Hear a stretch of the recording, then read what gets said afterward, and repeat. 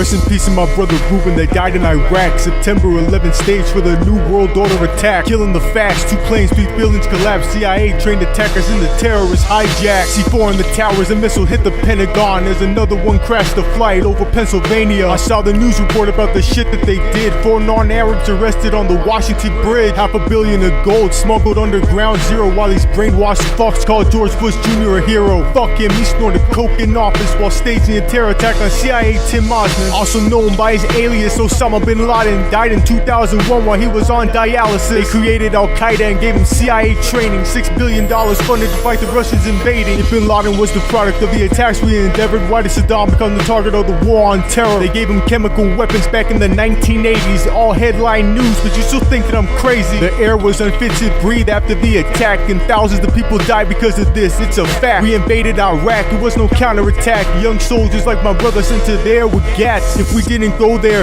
then he wouldn't have died, and all the other innocent soldiers would have survived. But they were nothing but cheap labor, just government pawns for nothing but cheap paper by government cons. Halliburton made billions in illegal funding. People dying overseas for oil, blood money. Dubbed Tates of bin Laden posted over the news. George Bush on every outlet using scare tactics too. This ain't no fucking conspiracy theory, this is fact. Why were the terrorist passports still intact after the crash? But the black boxes were too damaged? What kind of shit is that? Building 7 fell too without any type of attack. So don't forget that, because they'll do it again. Another stage to bring about the end.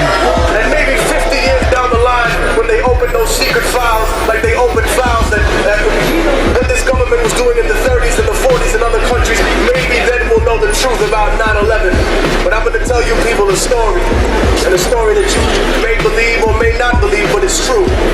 At the turn of the century, the Spanish-American War began because the USS Maine was sank, and we used that as the premise to start the Spanish-American War, where we annexed Puerto Rico, the Dominican Republic, Cuba, the Philippines, and Guam.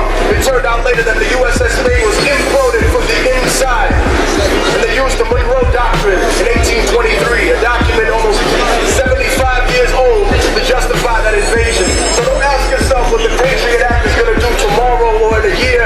Ask yourself what the government is going to utilize it for in 50 years, in 60 years, in 70 years. This is a process of design, and it is our right, our God